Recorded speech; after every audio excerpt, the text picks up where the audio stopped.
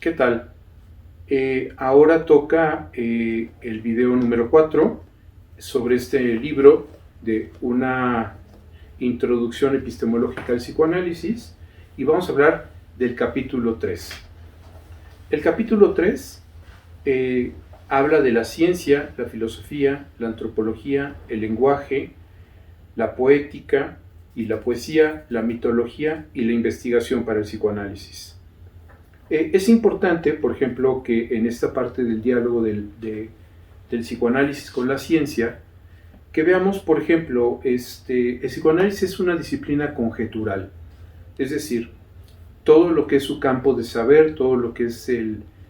marco teórico que guía su experiencia, que guía su praxis, está construido a partir de una serie de conjeturas, y esto de alguna forma quiere como desacreditar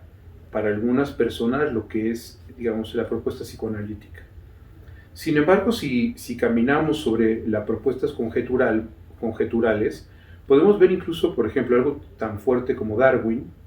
O sea, toda la experiencia darwiniana alrededor de la evolución se basa en una serie de observaciones, de principios, que le ayudan a construir una serie de conjeturas en donde a partir de eso él está dando cuenta de que hubo una evolución. O sea, las pruebas son la manera en que él hace intervenir la evidencia para armar esa propuesta de la evolución. Entonces, la física se construye a partir de una serie de propuestas, teorías, conjeturas, y entonces necesariamente, digamos, no es algo que desacredite un campo del saber. Stefan Zweig, en su biografía sobre Freud, muestra cómo Freud estaba, toda la propuesta freudiana es una crítica al irracionalismo,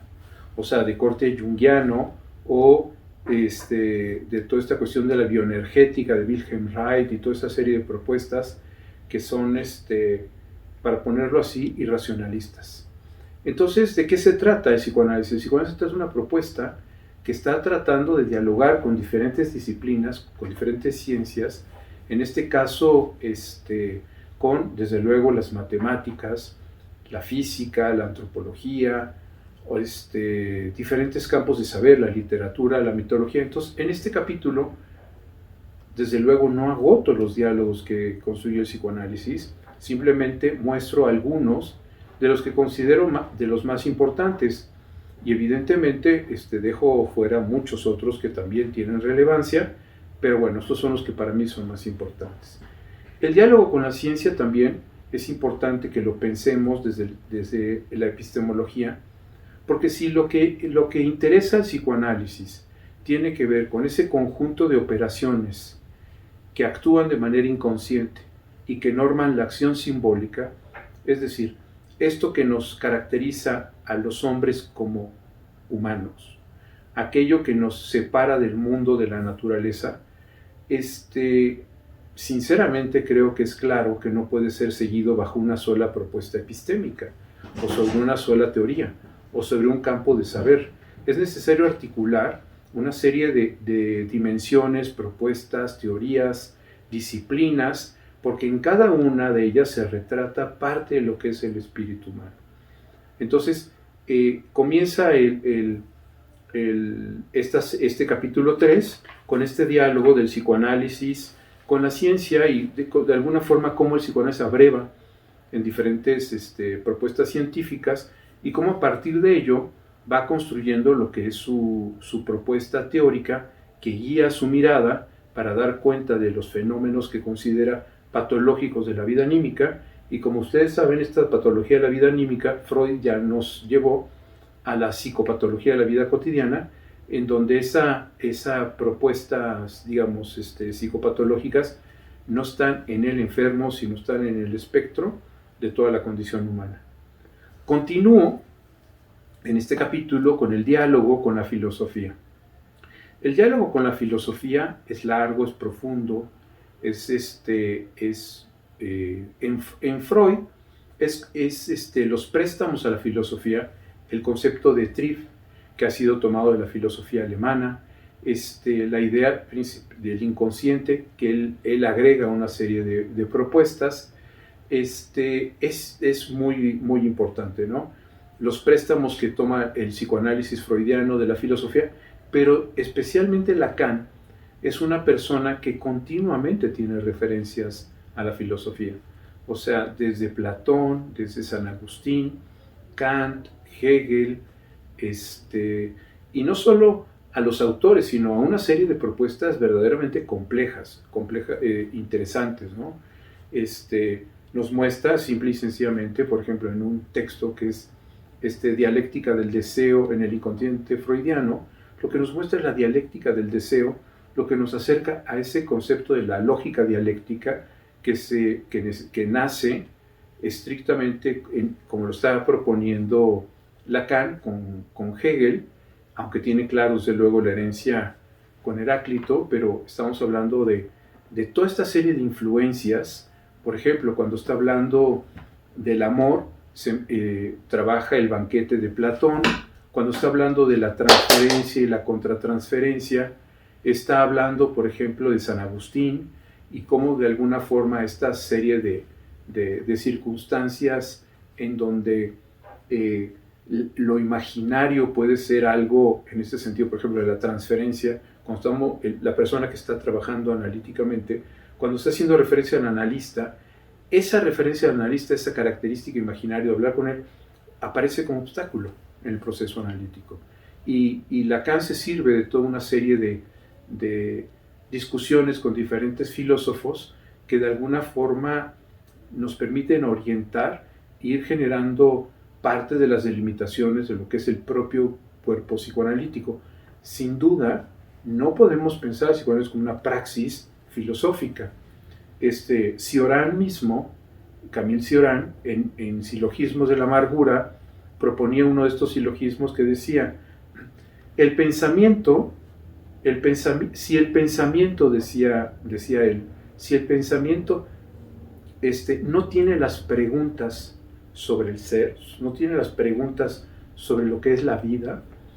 se esteriliza y se convierte en filosofía. Entonces lo que Cioran está proponiendo de alguna forma es que este sentido pulsante, este sentido de preguntas sobre lo más intrascendente, sobre lo más superfluo, sobre aquello que puede ser considerado poco importante, a los psicoanalistas nos es muy importante si eso de alguna forma toca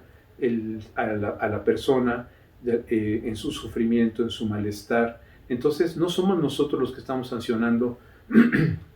la importancia de un tema u otro, sino es precisamente la vida de los hombres, sus circunstancias, el caso por caso, lo que nos ayuda a partir de eso a nutrirnos, ¿no?, del campo de la filosofía para construir estos diálogos, para poder dar cuenta de nuestro quehacer.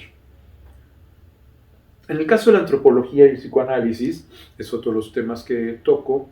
es importante recordar, por ejemplo, cómo Freud, cuando está hablando del neurótico, empieza a hablar de una serie de semejanzas entre la neurosis obsesiva y los pueblos primitivos, y él se sirve de Sir George Frazer con la famosa Rama Dorada, y establece toda una serie de diálogos en donde establece, por ejemplo, esta idea de la omnipotencia infantil, que tiene que ver con lo que el propio Sir George Frazer propone como el proceso, el pensamiento mágico, que tiene que ver con que lo similar genera lo similar, y donde las cosas que estuvieron en contacto con algo siguen en esa dimensión, con ese contacto, ¿no? Entonces, si yo quiero hechizar a una persona, necesito sus cabellos, porque supongo que el contacto con la persona se mantiene, y lo que yo le haga al fetiche con esas cuestiones, le sucederá a la persona. Eso es parte del pensamiento infantil, de esa omnipotencia infantil que Freud destaca y que lo hace a la luz de este seguimiento con Sir George Frazer. Pero no solo con Frazer, con muchísimos otros. Cuando está trabajando, por ejemplo, Tótem y Tabú, se sirve también de muchos otros filósofos que antropólogos, que estaban trabajando todo este sentido de lo que sería, digamos, el origen de las sociedades humanas, cómo las especulaban ellos que habían sido estos orígenes, ¿no? Y ese es el material que utiliza Freud para pensar esta idea del asesinato del padre primordial. Propio Jung, cuando establece la idea de los arquetipos, también se sostiene en un diálogo con la antropología, y Lacan tiene varios diálogos con la antropología. Cuando escribe el texto sobre la familia para la enciclopedia, vemos que está de la mano de Durkheim y de Marcel Mauss. Es claramente ahí una influencia de Marcel Mauss y de Émile Durkheim, y después, hacia 1949, cuando empieza a trabajar lo que sería el texto que va a ser, me parece, uno de los pivotes de lo que va a ser el desarrollo de su propuesta psicoanalítica, que es el estadio del espejo, ahí empieza a trabajar con Lévi-Strauss. Claramente influido no por un texto, sino por varios, El hechicero y su magia y la eficacia simbólica, pero también poco a poco vemos cómo integra el famoso texto de Lévi-Strauss sobre los sistemas de clasificación primitiva, en el parentesco y los sistemas de clasificación, y a partir de eso es que Lacan lo dice claramente, va a guiar lo que va a ser la relectura de Freud. O sea, Lacan propone en 1950 debemos de releer a Freud, pero de la mano de la propuesta epistemológica de Lévi-Strauss. Entonces hace un cambio, hace un viraje,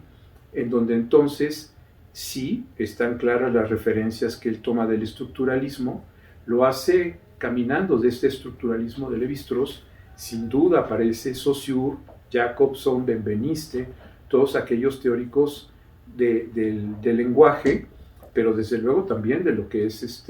la propuesta antropológica. Con Lévi-Strauss,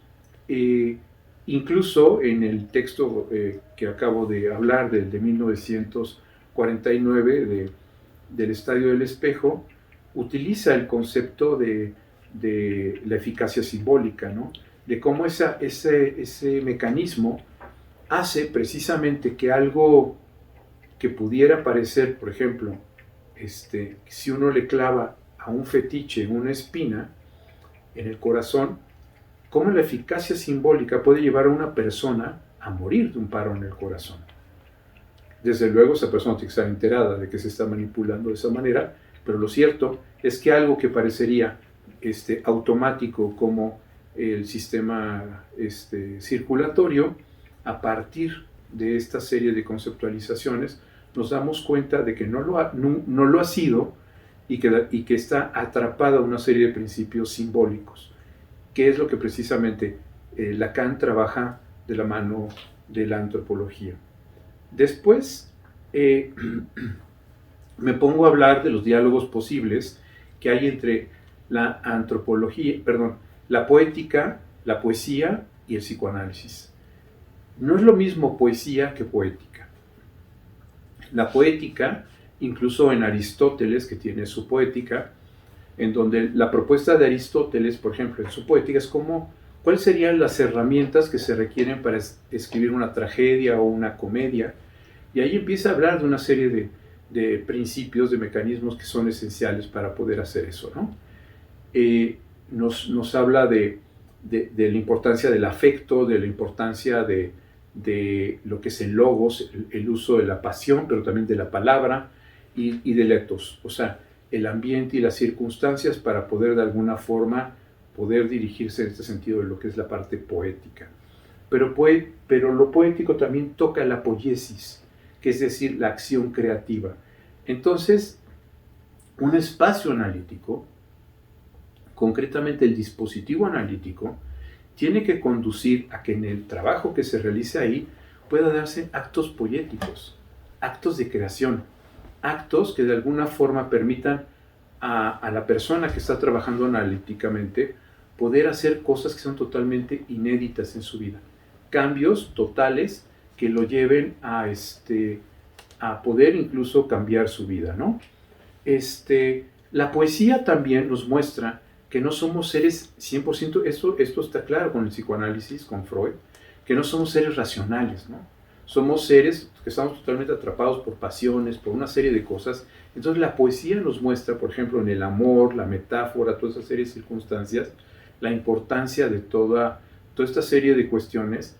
y que un psicoanalista necesariamente tiene que advertir, ¿no? Entonces, parte de eso está considerado en este punto de este capítulo. Después hablo de la mitología y psicoanálisis. Eso es un trabajo muy grande, porque de todos los neuróticos, cuando comenzamos un proceso analítico y demás, tenemos nuestra propia mitología, tenemos nuestras propias historias, que de alguna forma son fundacionales. Es decir, tenemos una narrativa que intenta dar cuenta de nuestros orígenes, nos tratamos de explicar por qué estamos haciendo una serie de cosas, qué es aquello que de alguna forma se ha atravesado en nuestra vida, por qué es importante, por qué no. Y entonces esa narrativa en realidad es una narrativa totalmente mitológica, porque no da cuenta de fenómenos reales, sino de la propuesta que hemos construido nosotros para explicarnos nuestra existencia. En este punto muestro diferentes estudios que se han hecho sobre la mitología. Desde luego, el propio concepto, recuerden, Freud en 1923, cuando le preguntan que qué es la pulsión, él dice, es un ser de nuestra mitología maravilloso por su indefinición. Entonces el propio Freud, por ejemplo, en Tótem y Tabú, cuando le preguntan qué se trataba eso, de qué está hablando, que eso no puede ser una evidencia científica, histórica, él dice, es un mito científico. Entonces, la idea de mito, como sentido fundacional, también nos lleva con Lacan a toda la propuesta lacaniana, en donde, por ejemplo, el mito tiene un carácter de axioma, como las matemáticas, como de una serie de explicaciones que de alguna forma están dirigidos sobre los principios, sobre los orígenes, y que son necesarias, pero son imposibles de ser comprobadas. Bueno, finalmente ningún psicoanalista, digamos, podría ignorar la importancia de toda esta serie de cuestiones. Y cierro este capítulo 3 con un punto que es el 3.7, que es sobre la investigación en psicoanálisis. Y ahí muestro cómo de alguna forma el psicoanálisis no solo